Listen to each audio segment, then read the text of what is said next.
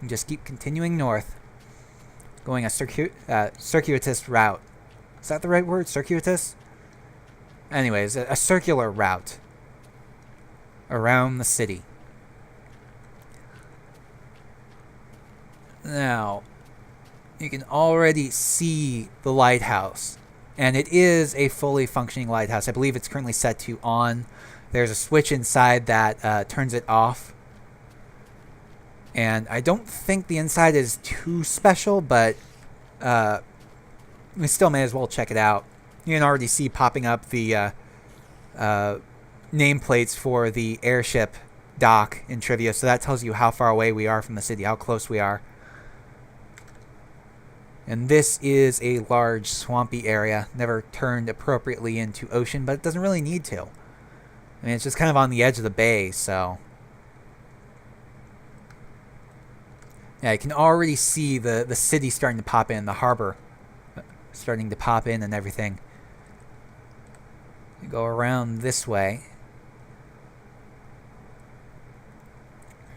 And you have to go down, back down a block. Put you right at sea level. Go up inside. It's not very well lit, and again, it's pretty much empty. But that's to be expected when we don't have too many players as of yet. But anyways, yeah, there's the actual switch to turn it on and off. And you can see the harbor district and even the airship of Triveos. So this is your first look at Triveos. You can see stuff still popping in. Let's see if we can give it a moment.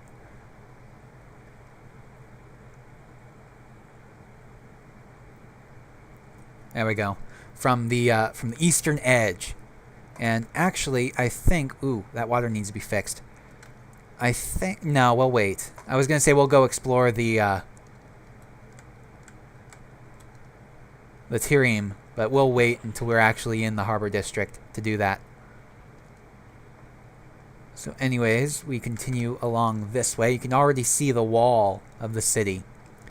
The last place to check out before we actually enter the city is the Zali encampment, and it is literally like right outside the gates, and that is where the Katoma tribe has been staying.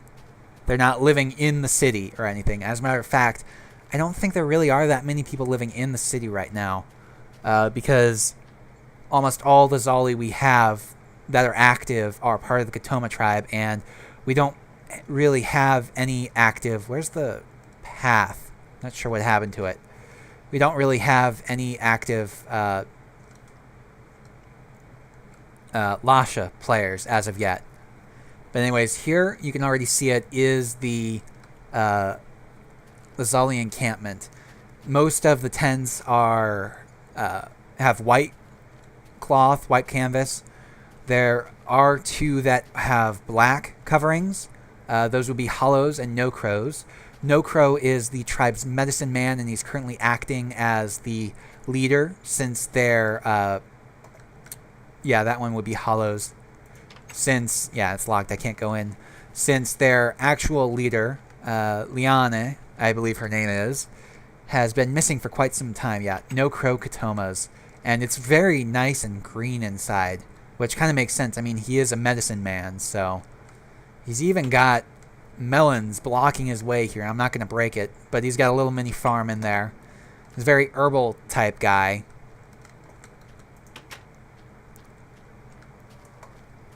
He's got some reeds right outside as well as infinite water source. He's even got some cows he keeps locally. Now, some of these other tents are taken as well. Some of them are not. I don't think this one is. This would obviously be more for a family. You can sleep 6 technically in here all at once. This tiny little hut here is, I don't know whose. I'm not even sure if it's taken up by anybody. But it's also tiny and sleeps 2. This is one of our more interestingly shaped ones. This one is currently empty as well. Doesn't even have any decorations inside. And all the wood blocks and stairs and so on, slabs, are meant to be ropes and so on, guide ropes tie everything down. And this one we call the igloo tent, and this belongs to Haito, who does not lock his door and does not have much of anything in here. He's got a little sleeping area and chest and everything as well, but that's it. And half of his fire is out. For some reason, half of his fire is out.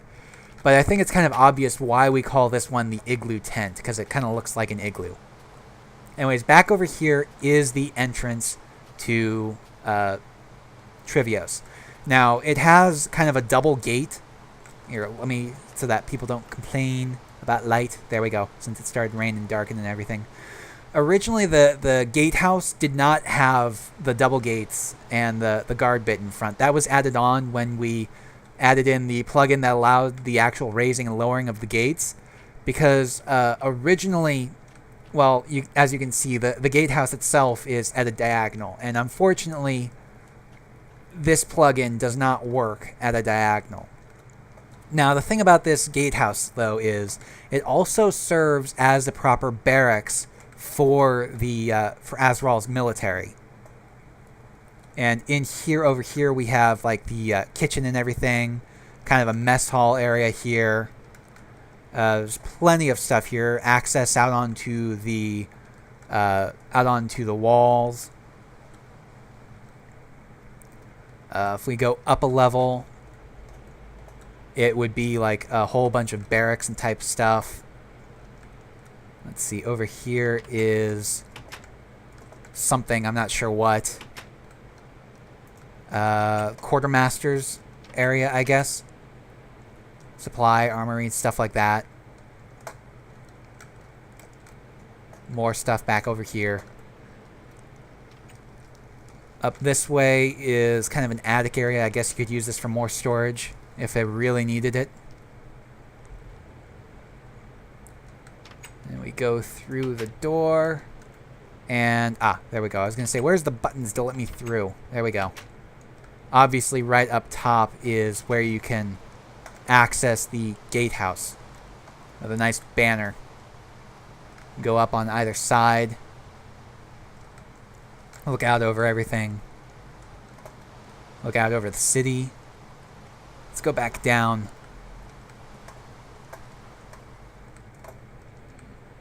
Let's see. Let's go down another level. Yeah, we already saw that way. Let's go. What's this? Oh, this must be a leftover from trying to figure something else out. You'll find odds and ends in some places for some reason. Anyways, over here is you have a little shower space, I believe. Yes, this would be a shower room. Let's go ahead and shut that. So I guess this counts as a bathroom, I guess? Maybe? Oh, it's really odd, though. Anyways, down here would be access back out into the central tower.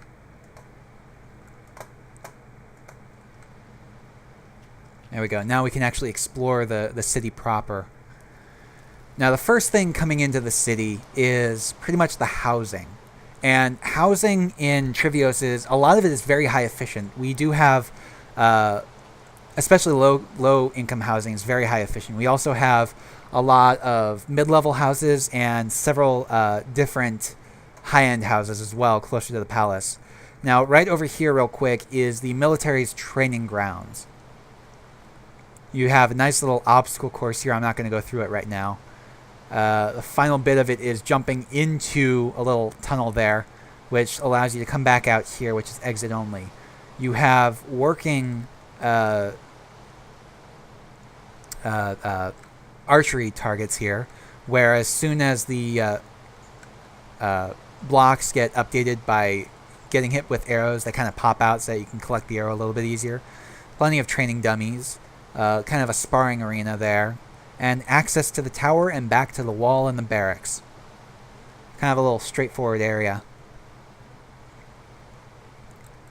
But anyways, a lot of the housing here, especially the ones that are kind of separate and everything, these are the mid-level houses, all the mid-income stuff.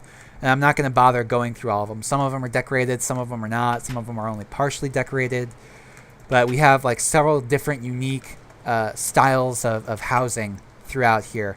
And a common feature you'll find in a lot of these houses is water basins, because this city is in the desert. Yeah, it rains a lot of times throughout a good portion of the city, but it does actually rain in the desert, believe it or not, just not that often. So anyways, let's get back out of this house. And this one, yeah, some of them have little courtyards and everything. This one's got a nice little jungle tree there.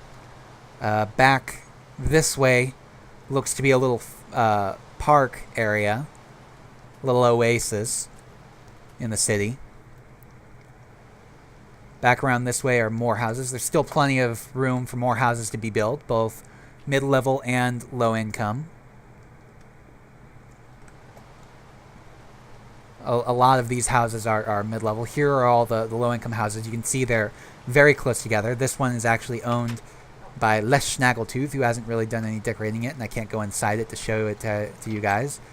But pretty much all these houses are empty as is, because there is a lot of stuff to do. And you have a whole bunch of stuff up on the rooftops here, joining and separating walls, and even a little rooftop garden up here. Now, there's actually underneath this garden, in each of these bits, is an actual kind of a hidden area where it's not taken up. It's kind of just an empty space. Basically, if it were an architectural drawing, it would be shown as black space, where there's absolutely nothing. There's no way to get in there or anything. And at one point, we were planning on putting a black market into one of those housing districts. But then the block of houses it was in got moved, and we would have had to move the entrance anyways. We got a nice little tight alleyway here with a whole bunch of houses and everything. And actually, if we go up top, you can see that this is actually two different housing complexes joined together on end, and even this area was also added in, and there's no way back up on top there from here. So anyways, yeah, there we go. Very close together and everything. Nice little, tight little alleyway there. Over here we have another nice little park with a fountain even. Let's see. Over here is one of the largest houses in this area. This one is really rather nice, very interesting. It's only like partially decorated, I believe. Actually, it's mostly not decorated. Really just the staircases is all they did. As well as the little pavilion roof type thing there. Anyways, this would obviously be one of the more expensive houses. Some of these houses do have their own little private wheat farms. However, like always, the main source of wheat for the city would still be importing from Triveos. So it can actually be a little bit confusing to get around in this area. You can get lost kind of easy. Let's see. Actually, let's start making our way back to the main roads, because our next stop is the airship dock, which you can actually already see it. It's got its own little lighthouse beacon up top as well, and you can access that from over here. It's right next to the harbor. There we go. Here's the road to it. I'm not really going to bother going up inside. You guys can already see the appropriate level for checking out the ticket counter and everything. You can see the airship and so on. And this is pretty much it. I mean, you just keep going up and up until you get where you need to go. You guys have already seen all the airship docks everywhere else. There's really nothing that special about this one. We will forego the harbor for a second, because we'll grab that once we're back on the other side of the market.